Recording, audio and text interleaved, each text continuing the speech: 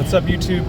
This is going to be my channel direction video. It's going to be a guiding light for what you can expect on my channel and kind of my current direction, which mostly wraps up in my direction, or is, it's my direction in life right now, and it's what I want to do with the channel.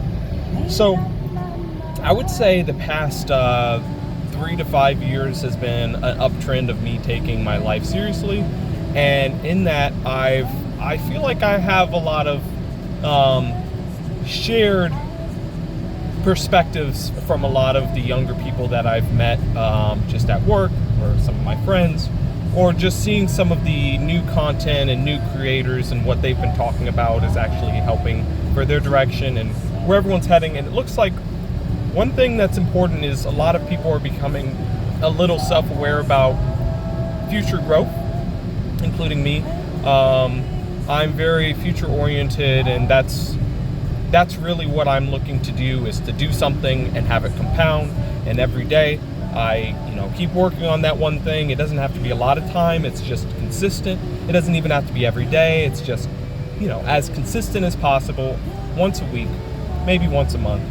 And it's all about self-improvement, it's all about growth, it's investing, it's all these things.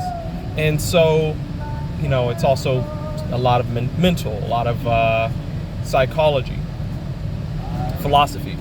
And so these are the things that I'm really focused on right now in my life, and these are the things that I'd share with my channel.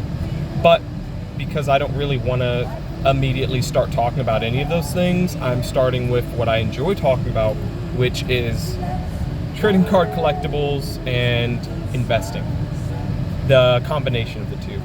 Now, I know this might not be perfect content for everyone. It might not be the most palatable content.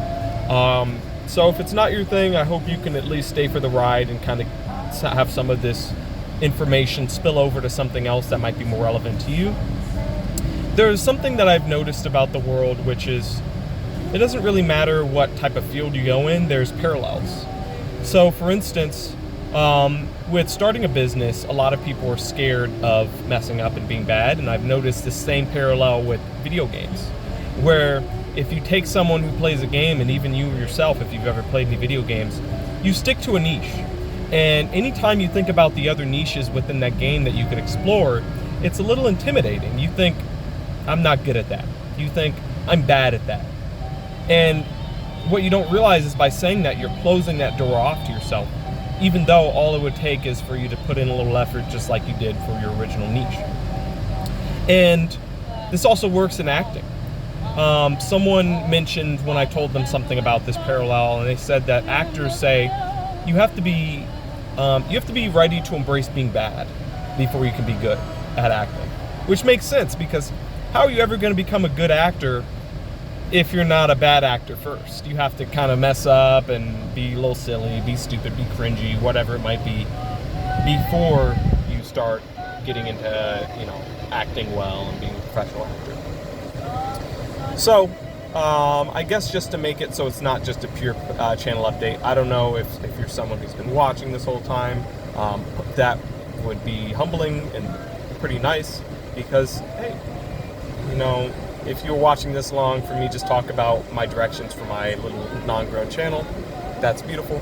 So, really, let's apply some of this.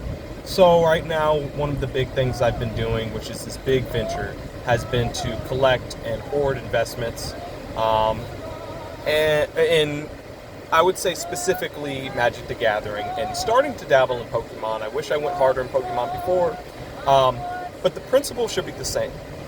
And for anyone who's maybe doesn't know about the way these collectibles work and rise, here's the explanation. And this is going to work for the end of time. This is going to work for all my content, because this is also my current expectation for some of this. So let's say you take beans. You take 1,000 beans, and you put them in a jar, and you say, everyone, beans are on sale, 50 cents.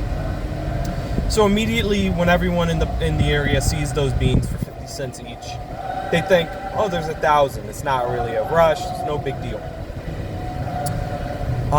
So they slowly sell. Let's say their 50 cents is a good deal for a bean. Maybe it's not really, but so they slowly sell, and over time it goes to 900, 800 beans, 500 beans. And as it gets down slowly and slowly to 300, 200, and people start seeing that, people go, if there was going to be a chance for me to try one of those beans, that chance is running out. So that's when you see the box prices of stuff like Magic the Gathering or Pokemon boxes start to rise, is as people realize that the market is thinning out. These boxes are running out.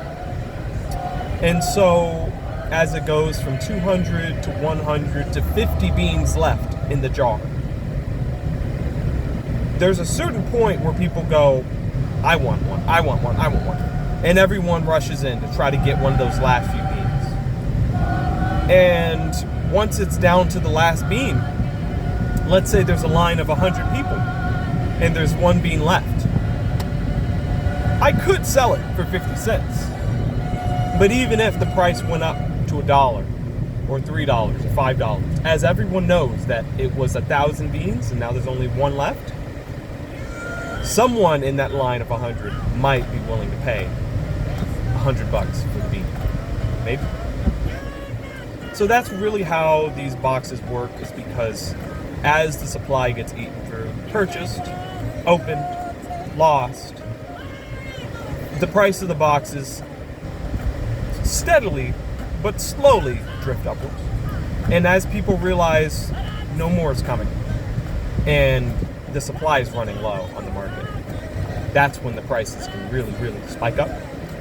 And then towards the end of that, maybe there's only a couple boxes left on the market, and that's where the manipulation comes in. You get the buyout. Someone goes, I'm buying the rest of the boxes on the market. Someone goes, I'm listing my box for 5 times the price, and that's when I'll sell. And that's really when you get the manipulation, is because there's really nothing left, and anyone else who's holding the boxes can just almost freely control the market, because there's probably not that much competition for even just one box. There's not that much market seller competition for even one box. It's just you and maybe 3 other dudes on that listing. So that's really how I'm taking the direction for all my investments, is I'm just trusting that process to play out for every single product I choose to buy and hold. Now, you have to say, well, come on, some of this stuff isn't going to go up. And you might feel that way. But how do you know how things are going to play out 3, 5, 10 years from now? Let's give an example. The Deadpool Secret Lair. So that was one that I was pretty positive on in one of my previous videos, and I still am. But the Secret Lairs immediately had spiked from $50 to $75. I was excited, and now they've pulled back to about $60, $65. Still higher than what you bought. But if you were to sell it on the open market, at best you're breaking even, maybe a little down on your money. But how do you know that there won't come a day when the new Deadpool movie comes out, or when something in the future happens, like let's say just the supply has dwindled, or maybe the singles that are on the open market are getting bought out and there's not many left? You don't know if that sealed item can't jump several multiples in price. And that works for the booster boxes, that works for the collector boxes, and that works for everything. So really, it's going to be a fun game. I believe the current collectible hoarder Messiah is probably going to be Alpha Investments Ruby. And like he always says, either it works or you look like an idiot. Either way, you went for it. And so far, it's been working really well for me. Not everything has worked.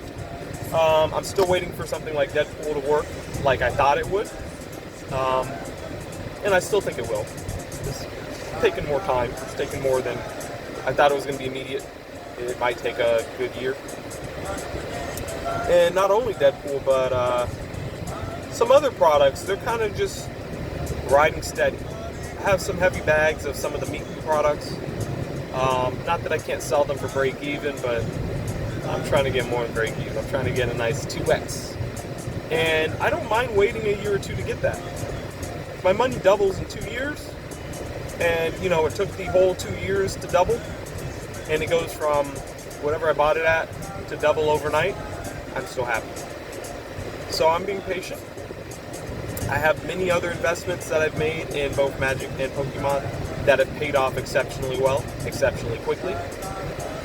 And I would say for Pokemon, my current biggest recommendation is definitely going to be 151. The booster bundles.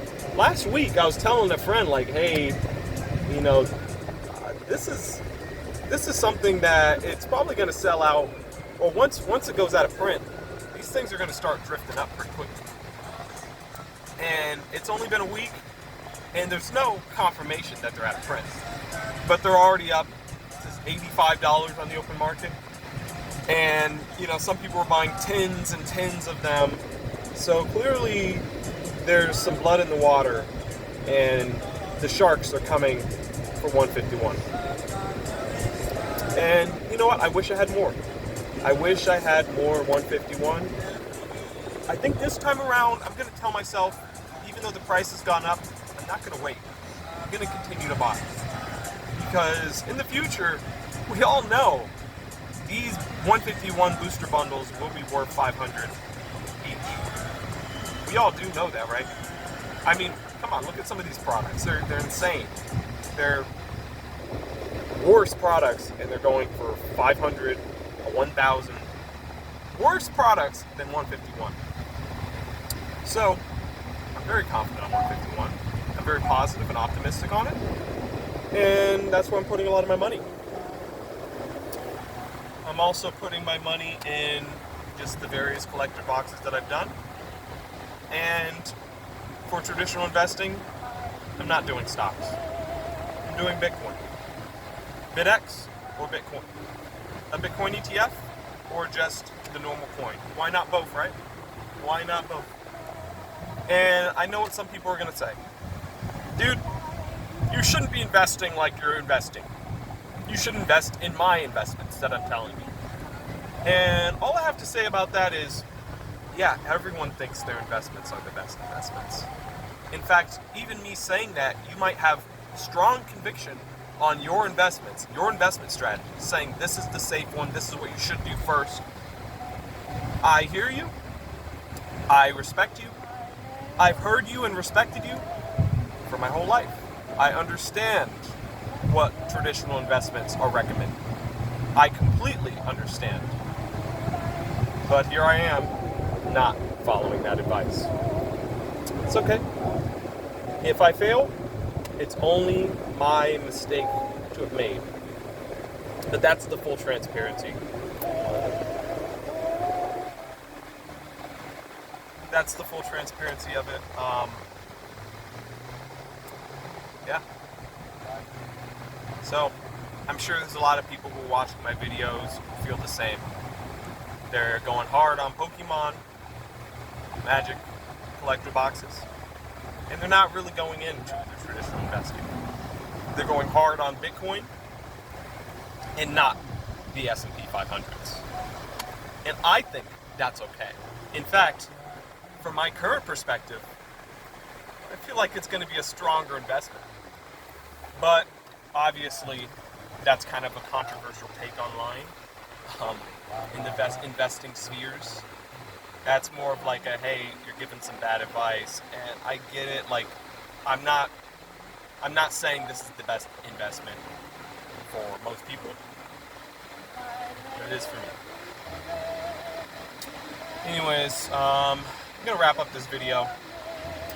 If you somehow listened to the whole 14, 15, whatever minutes this has been, you know what, I am very surprised. Maybe in the future I actually have a good 1,000 views, 1,000 subscribers, and someone drifts back to one of these and says, huh, I kind of agree, or maybe you disagree. If you do, leave a comment either way. I'm here to, I'll probably reply because maybe I'll see it. Hopefully I see it. I think the last time someone commented on one of my older videos, I didn't really see it until a long time. So, I hope you do leave a comment. And, What I want to hear is, at the time of you watching, if you do leave a comment, let me know how much 151 bundles are. Just type the price. You don't have to type anything else, just right now I would type 85. Because they're 85 right now. They spiked from 70 to 85 in a week. And I can almost guess that in a year, they'll already be heading to 200. Alright, gonna cut it off here, guys. Have a good one. I wish us all the best for our future investments. And let's make our families proud. Take care, you guys.